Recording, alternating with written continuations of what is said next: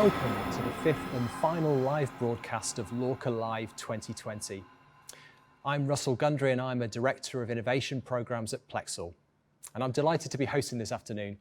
Today we're looking at one of the most important issues to emerge from the pandemic and the challenge set to define 2021, skills and talents in the economic recovery. When the country went into lockdown, the government took action to protect jobs with the furlough scheme.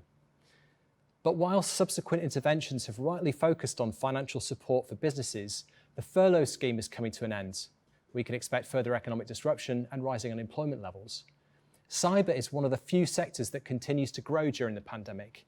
And looking to the future, information security is critical to the growth of our digital economy. So how can cyber be a vital source of jobs? And can this be an opportunity to attract much needed talent to the sector? Cyber also faces a diversity and inclusion challenge. The National Cybersecurity Centre reports that under a third of the UK cybersecurity workforce is female. In the US, this figure drops to 1 in 5. And the UK cyber ecosystem is overwhelmingly white, with only 13% of respondents to a recent NCSC survey identifying as Asian, Black, or from mixed ethnic groups. Whilst the complexity of the threat landscape continues to increase, diversity of thought is a critical factor in our response. So it's becoming extremely important to understand why cyber is currently failing to attract sufficiently diverse talent. Today we have a panel of cyber experts to explore whether cyber has an image problem. Is it preventing people from seeking cyber jobs? And how might we tackle this? I'm delighted to be joined here in person by Ruby Pope. Ruby is Head of Marketing and Strategy at Darkbeam, a fast-growth cyber business specialising in digital risk protection, as well as being a member of the LORCA programme. Welcome, Ruby. Thanks. Oz Alashe is founder of CybSafe. A former UK Special Forces Lieutenant Colonel, Oz now runs CybSafe, an intelligent software platform to understand and manage human cyber risk. Welcome, Oz. Thanks for having me. Suki Fuller is founder of Mirrorbureau. Suki started her career working for the US Department of Defense and also spent 12 years in the US Army Reserve. She's been an investor, an academic, and has advised major companies on cyber intelligence. Thank you for having me. Welcome, Suki. So, Ruby, it's a delight to see you in real life. Yeah.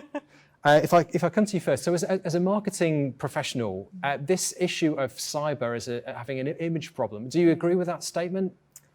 Yeah, I think it would be hard to disagree with that statement, absolutely. When you think about cyber, when you go to a conference, back when we were allowed to go to a conference, you've got an image in your mind of what that crowd's going to look like, and it generally doesn't include anyone on this panel, so yeah.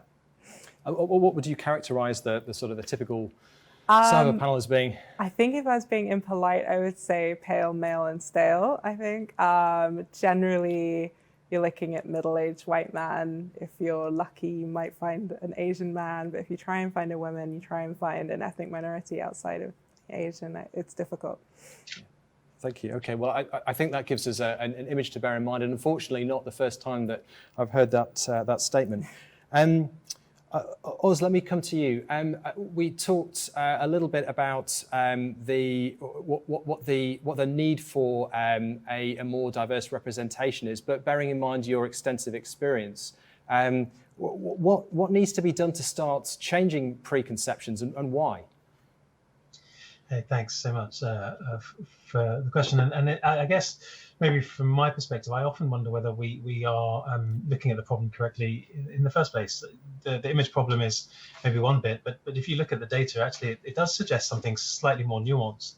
KPMG and NCSC have recently released the results of their diversity survey that looked at taking ethnicity across the board and comparing it to the national average. And admittedly, their sample size was only 1,500 people, but they were literally within 1% of the national population in every case. The number of Asians, British Asians in cybersecurity was 6 rather than 7% of the population. Mixed ethnic groups 3 rather than 2% of the population. Black, African, Caribbeans 4 rather than 3% of the populations. And I guess my point is I'm not entirely sure it's a straight blanket. The balance is wildly off.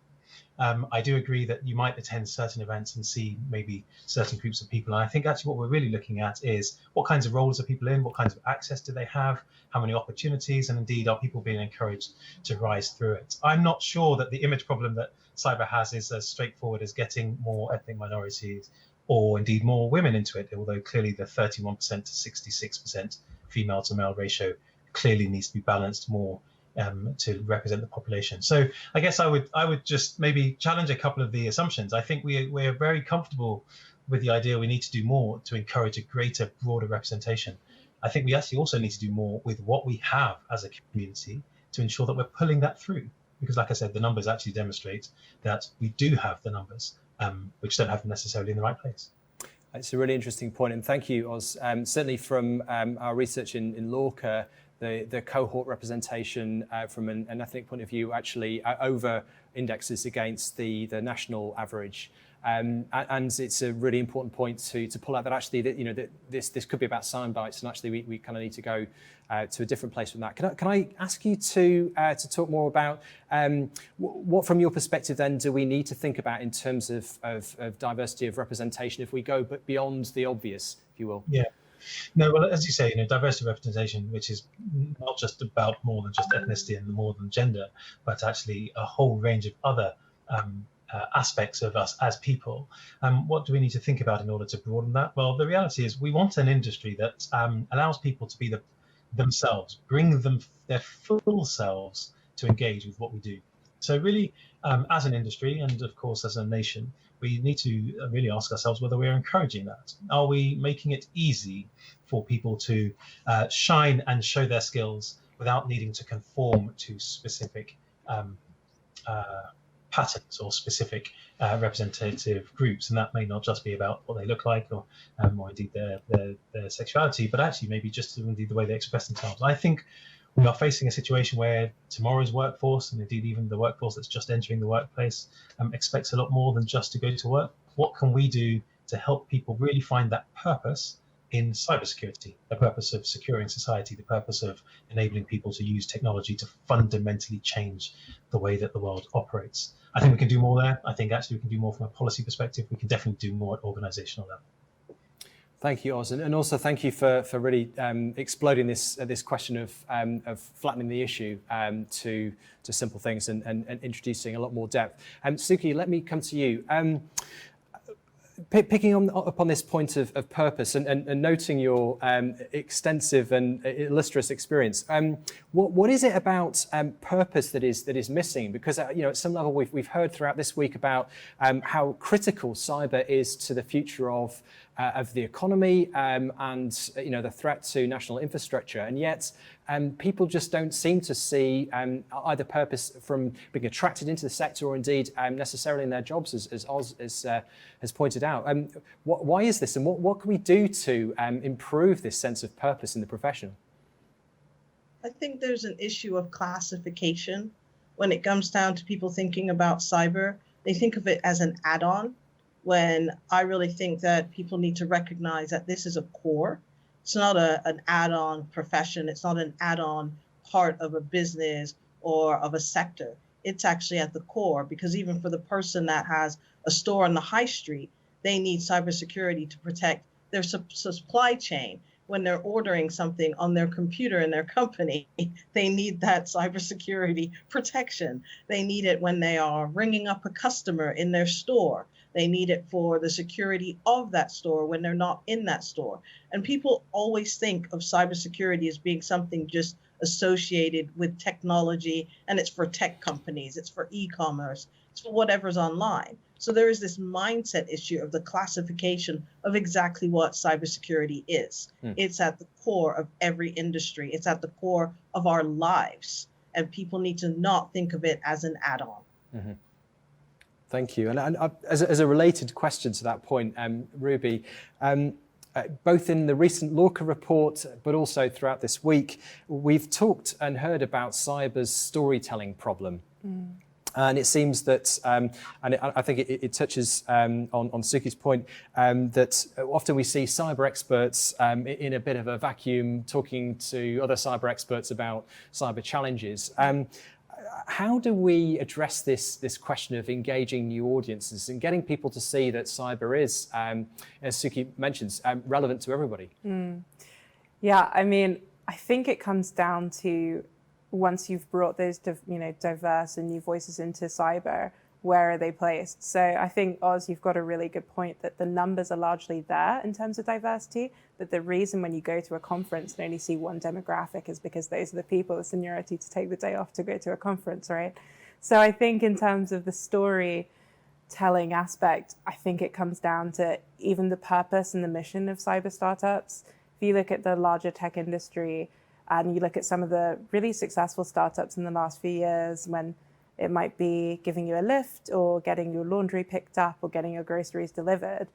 I'm not the first person to say this, but a lot of that replicates things that your mum might do for you. Mm-hmm. And it sort of reflects, in Silicon Valley, a lot of sort of young adult males that have recently left home, and those are their needs and that's what they're thinking about. Whereas if you broaden more of a diversity of voices, particularly into cyber, they'll be thinking about cyber differently. So it won't just be, how do I protect a large-scale financial services company? It will be the store that Suki mentioned. How do I protect that? How do I go about my business safely?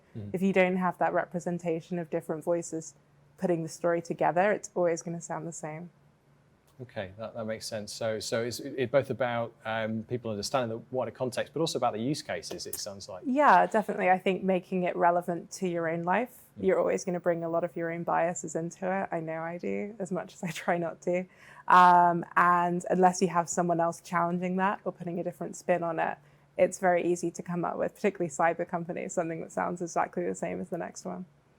And if we can come on to the opportunity, and we talked about the fact that cyber startups are currently attracting record levels of investment, and the risk landscape is creating opportunities for companies to innovate, and also to be, as you suggested earlier, Suki, building secure by design at a fundamental level, as opposed to being seen as an add-on. But are you seeing this growth in your companies, in your teams? Yes and no. I think there's this sort of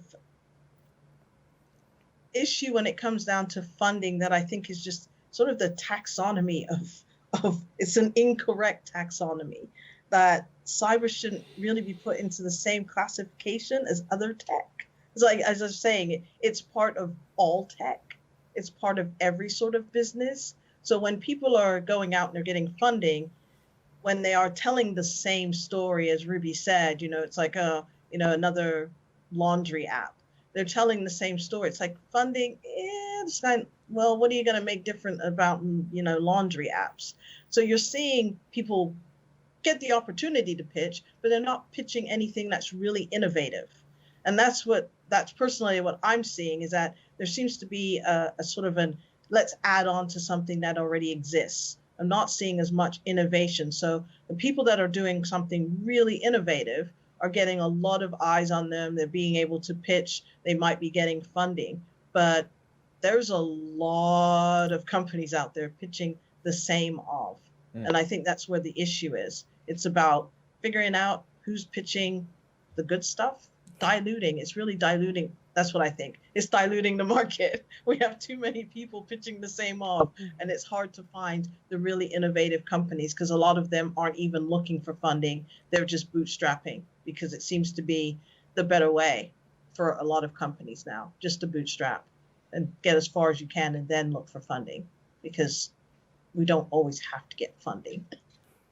It's a really important point, I think, for the startup market, and an interesting one, just in terms of the nuance of cyber investment as opposed to the sort of wider tech. And Oz, I saw some nods of recognition there. Can I come to you on that same point?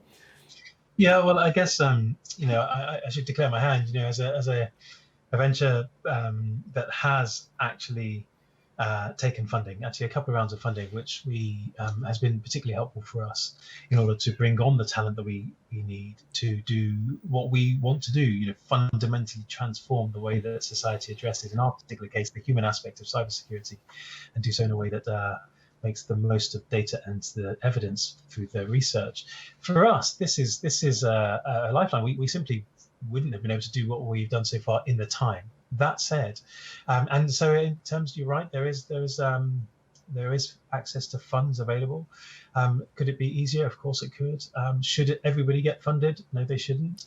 And of course the proof really is in what the market says rather than maybe in many ways what investors say. So I'm actually pretty,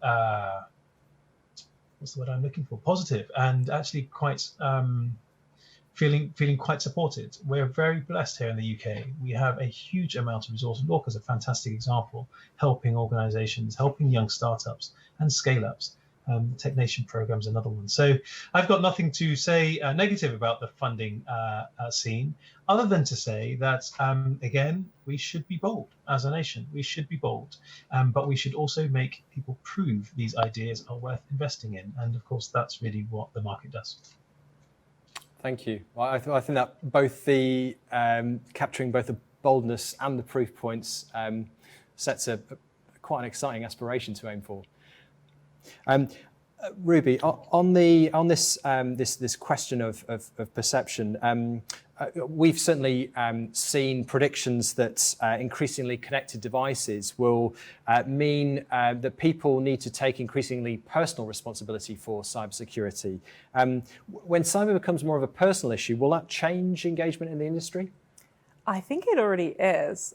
Certainly, just anecdotally, what I'm seeing, yeah, the sheer amount of devices and connectivity that we all have in our house, particularly during lockdown when you're even more aware of it, is just insane. And I think certainly around the sort of people I'm talking to, there is a better awareness around, you know, you've just had a kid, congratulations, and you have a baby monitor. Change the password, because crazy people on the internet will mess with your baby monitor. And I think, you know, that sort of information is being spread on things like Mumsnet, where you wouldn't necessarily have expected a cybersecurity conversation even a couple of years ago. So I think people are becoming more aware of it. Where I think we're missing a trick as an industry is that we love a good acronym in cyber. We love making it more complicated than it needs to be. And I think giving someone that sort of consumer app experience and allowing them to visualize the different levels of security and control it and feel that it's not something impossible that they can even begin to understand is where there's still some work to do. Yeah, I think that's a really important point as well, because if you think about it, what we're trying to get people to do is to consider cybersecurity as an everyday activity, part of their life. We talk about it as if it's this standalone thing, back to Suki's point. But the reality is, you know, if somebody buys a set of windows for their house, we expect people to lock their windows when they leave the house or lock their door. We don't have a conversation with them about locksmiths. And, you know, isn't it great that all of a sudden people are into locks? No, they're not. Not a thing. But yet in cybersecurity, we seem obsessed with this. What is cybersecurity's image? Cybersecurity doesn't need an image. It's part of society. It's part of everything that we do. And actually, like I said, you know, we had 1,300 applicants for a job a month ago. 1,300 applicants for one job. There are people out there who want to work in this industry. There are lots of people, great people, who can add more to this industry. That's where our opportunity is. That's where our opportunity is. And I wonder whether we can just maybe just adjust our perspective slightly. Like I said, cybersecurity is hugely important, but not because it's cybersecurity, but because it's part of what we need to do as society in order to secure ourselves and make the most of technology, make the most of being a human being enabled by technology. And if I could just jump here and of course, add, I was going to ask you to that. Thank you. Can I just add that it comes down to the mindset, and it comes down to the storytelling. We have to be able to tell the story better for the average person to understand what we do. I mean, how many times have I had to explain just what a CISO? People go, what's a CISO? I don't know what that title is. And that's to people that work in tech. Yeah. So, you know, we need to be able to tell the story of this is something you need in your everyday life. Yeah. As Ruby was saying about, you know, a baby monitor, I always explain the whole aspect of cybersecurity as connected devices, the life of a child. your device, your apps on your phone are connected to your baby monitor, connected to, maybe you have a Ring doorbell, maybe you have, your car security, your lock on your car, so many things in our lives. And it's just a matter of telling the story better, being able to frame it so the average person every day will understand this is what it means. And I'm sure that when we do that, it will work. The world will change. We'll be able to attract the talent, because your average 5-year-old, who generally does know more than the average 50-year-old now, will be able to just walk on in and say, I know how to do this. Thank you. And it's one of those deceptively simple points around, actually, in order to engage people, engage them in language that they can understand, and actually in a broader context, as you say, Oz. Thank you all so much for your insights, your challenge, for adding depth to this this complicated area, and also for your thoughts in terms of how some of the organisations that are joining this this cast today can learn from that experience. So Oz, Suki, and Ruby, thank you so much. Thank you. In our next session, we'll look at the talent shortage within cyber and the extent to which cybersecurity can drive the job creation we so desperately need to help stimulate economic and social recovery. A recent report from the US suggested that cybersecurity companies will need 3.5 million additional cybersecurity professionals to meet job growth demand by 2021. To discuss how we scale our capacity to produce world-class cyber skills, we have a panel of world-class cyber experts. Dr. Godfrey Gaston is Director at the Secure Centre for Information Technologies at the University of Belfast and a delivery partner for LORCA. Matt Swindon is Strategy Transformation Ops Director at BT. Emily Turner is Head of Security Engagement at Lloyds Banking Group. Henry Dodd is Senior Policy Advisor at the Government Department for Digital, Culture, Media and Sport. Godfrey, Emily, Matt, Henry, welcome. Thank you for joining us. Thank you. Godfrey, I'll come to you first. As the previous panel were pointing out, this issue of cybersecurity and indeed the talent shortage within it is not really true for cybersecurity alone. It's digital skills are relevant across our whole economy. What can we do to produce more candidates with appropriate levels of digital skills? Yeah, well, it's a huge challenge, Russell, as we've been talking about. I mean, I think the first thing I would probably want to say is that when we're talking about cyber professionals, there's such a vast array of what that means. So it could be something at a very entry level to somebody who's a solution architect who's got lots of experience. And so I think we need to be absolutely clear, depending on the nature of the post, depending on the level of the skill required. And I think each one of the different levels of skills maybe requires a slightly different approach. So clearly, speaking from a university perspective, clearly there's a lot that the universities can do, but absolutely it's more than just the universities. It's higher education colleges, it's online learning, it's using technology, virtual reality, all these different types of approaches. There's no sort of one easy solution. I think it's a combination, but I think the important point is that you need to tailor the training and tailor the delivery depending on the nature of the skills required. That would be sort of like the first point I'd want to make. Thank you, and thank you for pointing out the sort of the nuance and some of the areas that we need to focus on. Henry, if I come to you, what is the risk of not tackling these issues from a strategic point of view? So I think there are two parts to the risk. There's the sort of the opportunity costs of not being part of this huge growth that's happening around the world around cybersecurity, not having a sector which is thriving and sort of supporting our digital economy so that we can do things in new ways and more effectively and grow. But there's also the cost due to cybercrime and due to sort of the risk to our security, which come if we don't have the right kind of skills. And I think there's this sort of definitional problem around skills, which I think Godfrey was touching on and we heard earlier, about there's a lot of uncertainty in the market about what skills people need to do certain kinds of jobs in cybersecurity. There's not that agreement because it is such an immature and new sort of profession. And that's why one of the things that we're sort of supporting in DCMS are efforts to actually, professionalize the sector a bit more, show clearly what the routes are through cybersecurity to get the skills that you need. I think I love the point earlier about storytelling, and I guess what we're trying to do is add the sort of the beginning, the middle, and the end that accompany a journey through cybersecurity that can support a story which takes people through that path. Mm-hmm. That makes good sense. Thank you very much.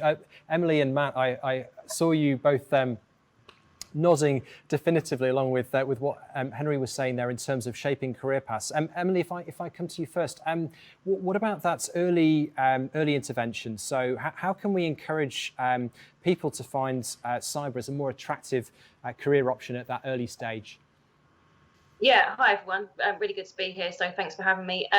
So we get involved in a number of schemes like this from a Lloyds Bank perspective, and we're quite passionate about that early intervention. But I think there's a lot of focus on early intervention, and actually I think there's a big market for retraining people too.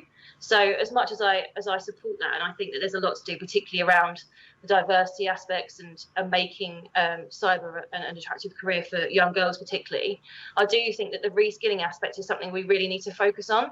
And the workforce is changing so much. People are starting to do things like have hybrid careers. They want to have that flexibility, and I think we need to start bringing that to life. So I love what Henry said around the career path piece, because I think there's no such thing as a career for life anymore, even in the banking sector, which was always looked at as something like, I'll get in there, as a cashier and it might be a job for life. There's no such thing anymore. So I think it's about starting to bring to life those different opportunities that then, someone could come into as doesn't even have to go to university to do it. I didn't go to university. And then people that are, in the middle of their career could convert and do it, or people that are, towards the end of their career can do it. So I think it's bringing those different experiences to life and making them accessible, which is a big thing. Thank you, Emily. And Matt, if I come to you next. So BT, largest employer of cyber grads in the UK, and of course a number of routes in addition to that. What's your take on this question of these different options and career paths? How can they help, and is reskilling a viable opportunity? Well, I just agree with everything that's been said. There's no one size fits all. And I think what we need to look at it is in terms of aptitude and about what is the base set of skills that you're looking for in terms of the type of career that they're looking to invest. So, for example, you could look at an airline industry who would be not having the greatest time of it, but they have in their operations centers people who are really fantastic at working under pressure. That would be exactly the set. We could see that as a base set of skills that you could retrain to work in our incident response centers. On paper, does that look like it's exactly the same? No, but I think it's about thinking creatively about how you would match the two. Career journeys is fantastic. I mean, we've got 3,000 security professionals in BT, and we defined our career pathways, but we realized they were linear. And what we needed to do is start making a matrix. Even if you may have started in the product space, you may ended up much more technical, more salesy, or salesy goes the other way around. And I think once the industry becomes more mature, to Henry's point, we can be much more clear about how different industries can now start leading to different pathways and job opportunities within security. Thank you, and thank you for capturing that point of nuance.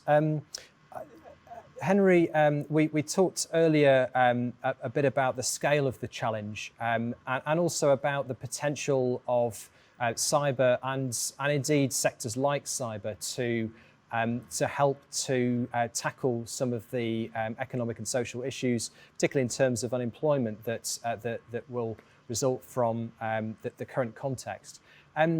How relevant are sectors like cyber for creating that type of opportunity, and what do we need to do to seize the opportunity?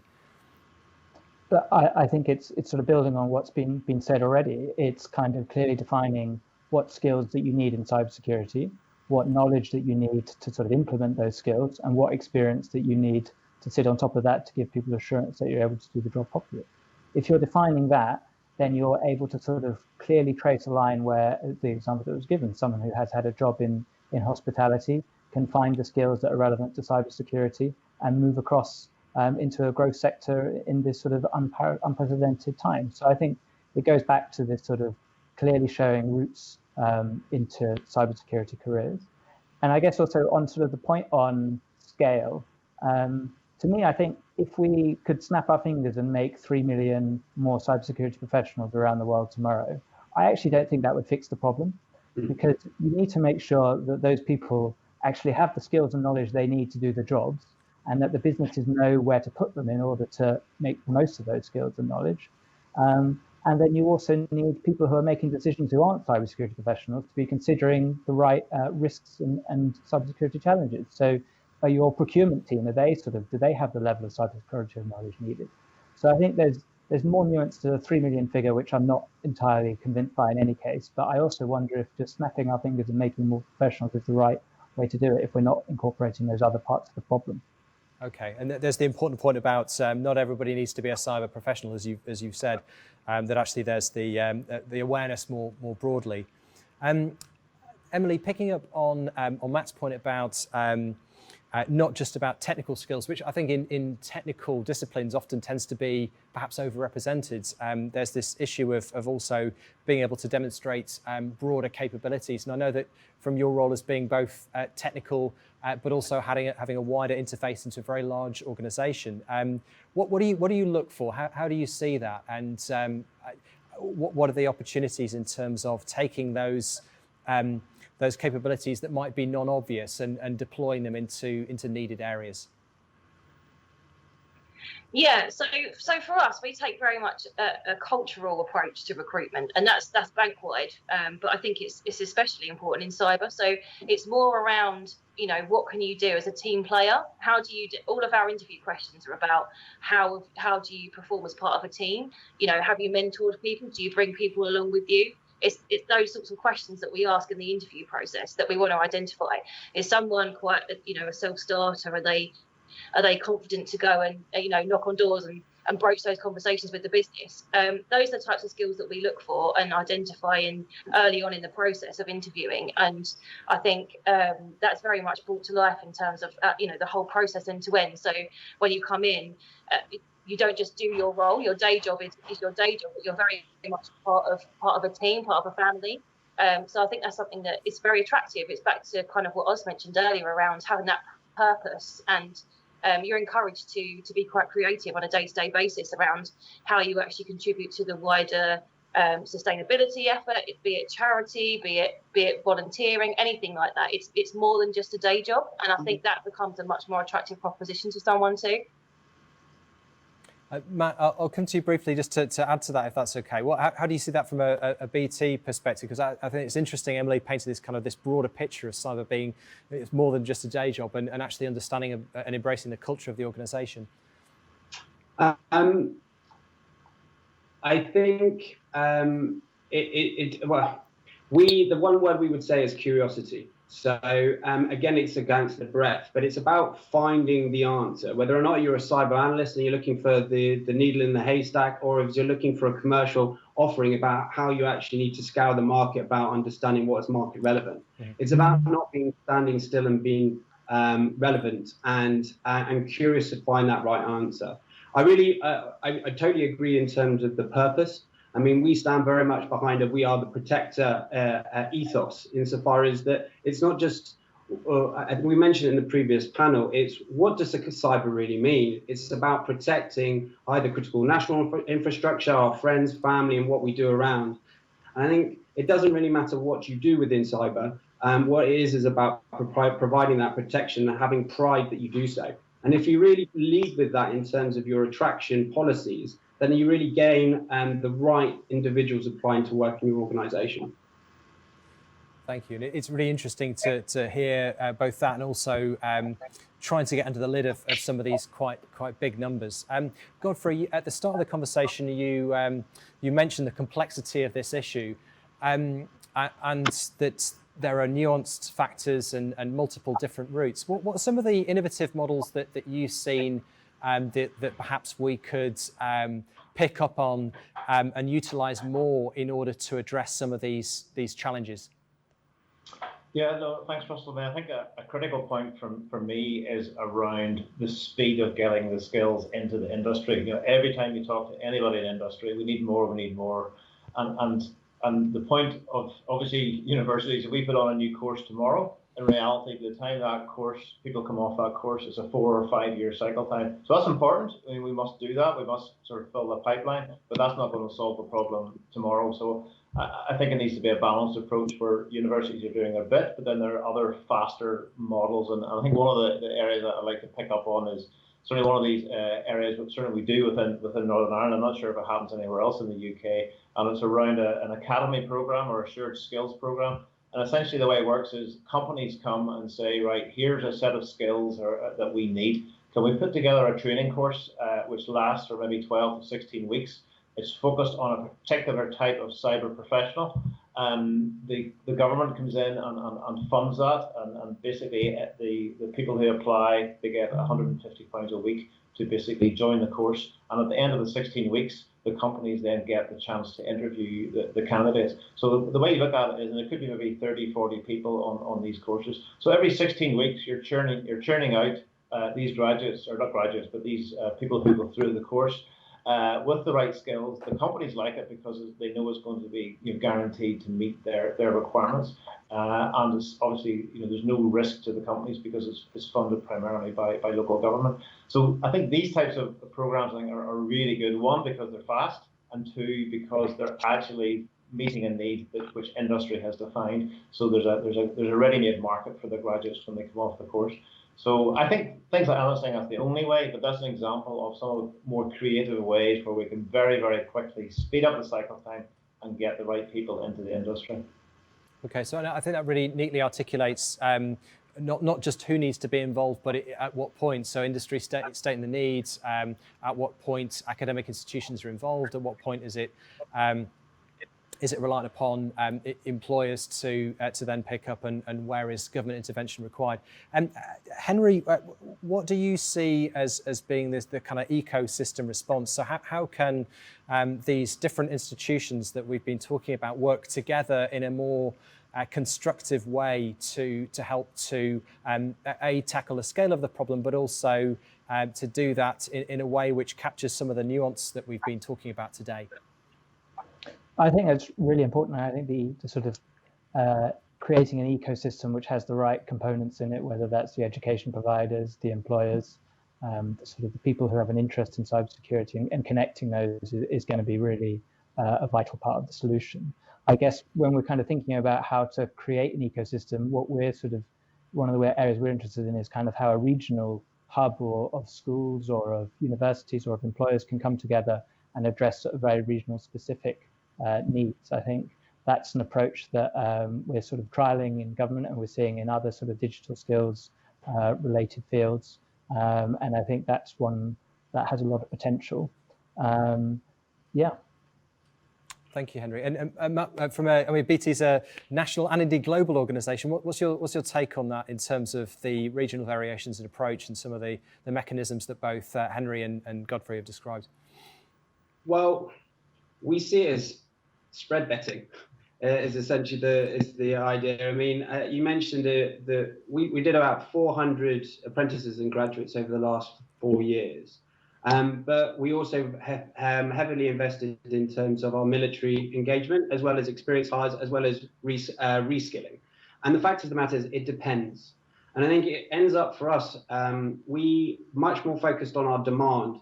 So essentially, we've got to be very clear on what our long-term demand is for what skill sets, and therefore, how does that constitute back to our short-term demand? And therefore, we can be flexible, because it depends where our strategic site is. Whether or not it's in Northern Ireland, whether or not it's Manchester, whether or not it's in London as a hub. When we have a clear idea of what type of individuals and skill sets that we need, we can then access those different channels to best effect. And I think what I do really like that local relationships are critical for that to happen, but it needs to operate within an overall framework. And to what Henry was saying earlier is we need to be able to speak the same language. And even though you may be different regions with different initiatives, as long as we're talking the same skill set, so we understand each other, that will make these things much simpler and more effective to work together. Thank you, and I think that actually amplifies some of Henry's and indeed Emily's points earlier about this the consistency of career paths, but also it's great to hear both about the consistency of language that's required and also the sort of diversity of input that's required. If I may, can I ask you all to comment on quite an expansive question? So, what would you look for in the future of cyber skills? So, if you had an aspiration. What would it be? What would good look like? Godfrey, I'll come to you first on that point. What would good look like? I mean, I think for me, it's probably around a flexible approach. So what I mean by that is where no longer have we got the time, where somebody has to go through and meet a particular path, get a degree, go to a good school, get a good degree, and follow this particular path. I think it's been able to have this more flexible approach where people can enter at any stage. And I guess the kind of people that you're sort of thinking about are people with a different approach. We're talking earlier about there's the team player and the soft skills, but also looking at what do people do in their spare time. So if a candidate comes in for interview, do they build their own servers in their bedroom, or do they that's the kind of things that I think we probably need to be looking for, a completely different type of approach, because again, to the earlier conversation around diversity and so the broader the pool that you're fishing in, so to speak, then I think the better opportunity you have to solve the skills problem and B, solve your diversity problem as well. So I think that flexible approach, I think, is going to be absolutely key. Thank you, Godfrey, and it's clear that the two are interlinked. Matt, shall I come to you next from a large employer perspective? What does good look like for you? I really like flexibility. I think it's curiosity, which I mentioned, because again, you need to be a self-starter because the industry isn't standing still, so they want to have their own initiative to push forward. And I think it's the base set of skills. It's that foundations to move from. And I think we find that when we're looking at people varied. And I think good looks like where there would be, we were making selections on diversity of thought rather than diversity of skill set. So they're having almost a common baseline, and then you're taking it as a different angle. And then you can look at it as in team dynamics. That would be a really good place for us to build brilliant teams. Thank you, and I think that idea of having the foundation in place and being able to build off that is really important. Henry, let me come to you on that same question. Yeah. Building on Godfrey and Matt's responses, what do you see as being the future of skills? What does good look like for you? So for me, there's two things I'd like to see. I guess the first one on flexibility and open-mindedness to different ways to get into a career, and trying new routes and things. I'm all for that, and I think that's a really positive thing. But I think what we need to be able to do is at the end of those different routes, be able to sort of compare people fairly and understand what knowledge they have, what skills they have, what experience they have. So if someone comes from a postgraduate degree, if someone comes from a vendor certification program, you're able to look at those two people and understand how we can compare them fairly. Because I think the problem we have at the moment is that employers and hiring managers, maybe more so in smaller companies, aren't able to fully understand what the differences are between these different routes into cybersecurity. And so what they do is they look for a proxy for that and to give them reassurance, which I think they look for experience, which is expensive because experienced people cost more and is not necessarily really what people are after. So the research that we've commissioned in DCMS has shown that most commonly on job adverts, they're looking for people with 3 to 5 years experience or a certification which requires that kind of level of experience to be quite eligible for. And I think that really holds us back from bringing new talent through. And I think that's something I'd like to see addressed over the next few years. Thank you. And thank you all. So Henry, Matt, Godfrey and Emily, who we've, I think, lost due to a connection issue. I think that the rigor that you brought to this conversation and the embracing the complexity of the issues involved have been enormously helpful. So thank you very much. I think it gives us a lot of food for thought and also a lot to build on in terms of future aspiration. So thank you again. Pleasure. Thank you.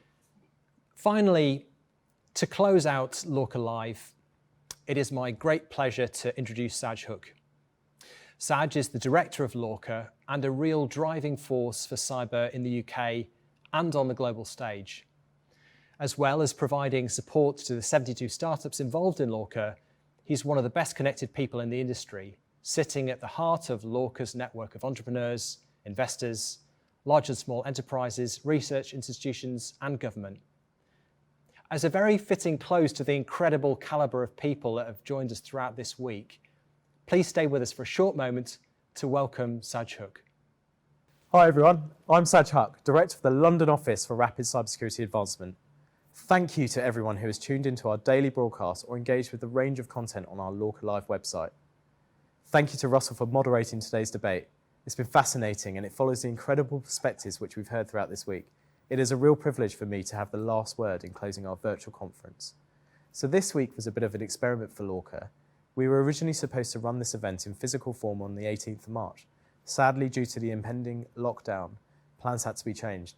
Undeterred by the pandemic, we set out to create the largest virtual event possible to showcase the achievements of British cyber startups, celebrate the growth of the UK cyber ecosystem, and hear about the innovative cyber issues set to define our digital future. Over the last 5 days, we've heard from lords, ministers, unicorns, professors, the biggest VCs in Europe, companies with the biggest technology budgets for cyber, and fast growth business founders all convening to debate, engage, and collaborate. Why did we want this to be more ambitious than ever before? Because UK cyber startups have stepped up during the pandemic, providing resilience and security to the technology services that have allowed society to continue operating. Because cyber startups have never attracted more investment than during the pandemic and never experienced such potential for growth and success. And because this is a coming of age moment for the UK cyber sector, the moment when it can stand alongside the biggest international cyber hubs as a truly world-class cyber ecosystem.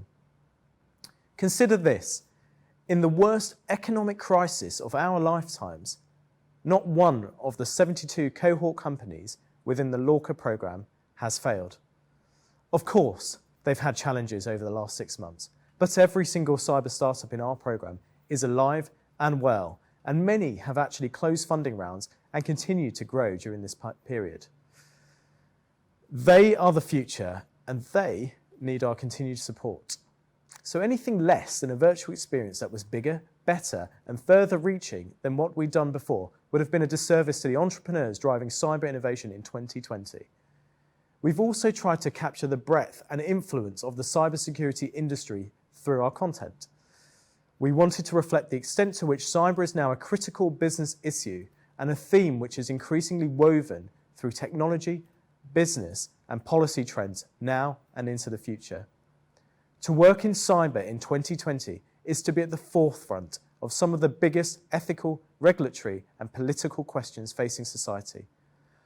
Like all of those individuals and organisations who are a part of LORCA, what fascinates me just as much as the growth potential and commercialisation of our cohort companies is the opportunity to work alongside people who are developing technologies that will shape the future in years to come. And to work alongside people who are trying to address some of the unanswered questions that technology has posed. Questions such as, how can we combat the wave of disinformation flooding social media? Who is responsible when a cyber event renders a driverless car inoperable at 70 miles per hour on the motorway? And how can we create secure and accessible digital identities to help society bridge a widening digital divide?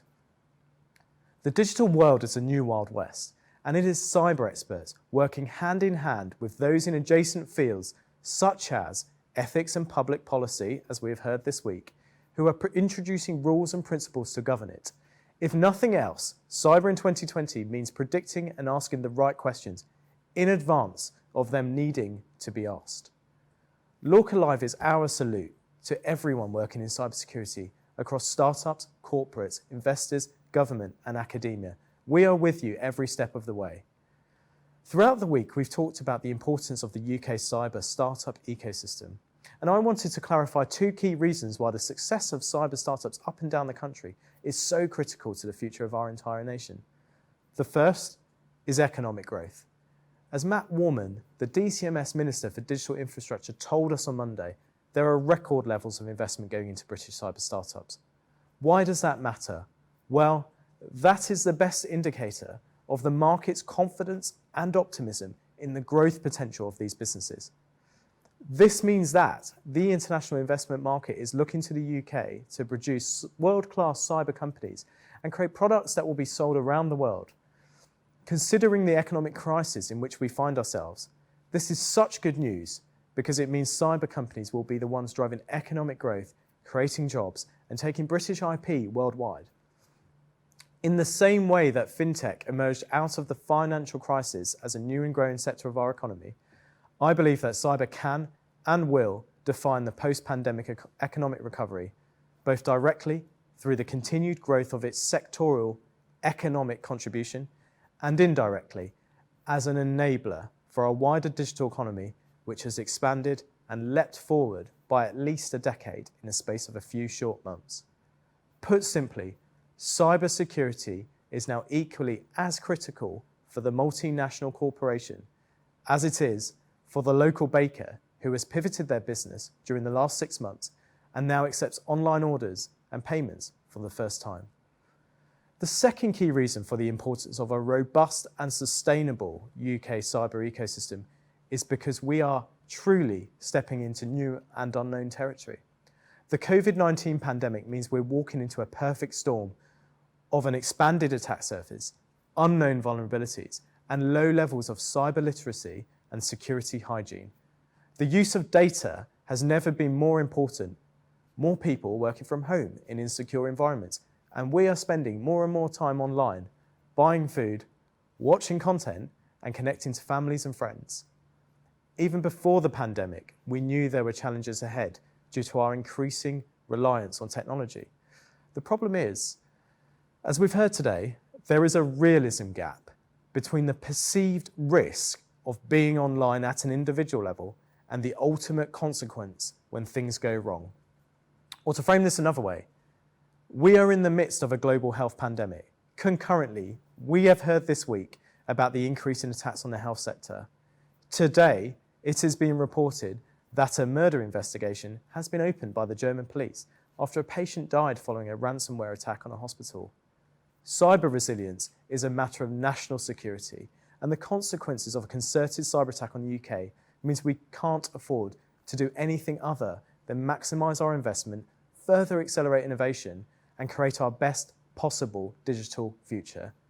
The only way to do this is to support our cybersecurity startup community, which is driving the new technologies and solutions that we don't even know we need yet. With our physical and digital worlds increasingly converging, it's becoming ever harder to foresee the collateral damage of an attack. As a result, we all have a responsibility at some level for our country's cybersecurity, and we need the tools and the knowledge to protect ourselves, our businesses, and our economy. That is what drives us at LORCA. But we wouldn't be able to deliver this alone. I want to thank again the Department for Digital Culture, Media and Sport for your continued support for LORCA, our wonderful corporate partners, and our LORCA Live event sponsors, AWS and Splunk. I'd also like to thank everyone who has supported LORCA over the last 2 years and continues to support us. Our Industry Advisory Board and the cyber leaders who join our needs accelerators, workshops, and give their time to work with and mentor our cohort companies. What I've learned from 2 years running LORCA is that we have plenty of reasons to be optimistic.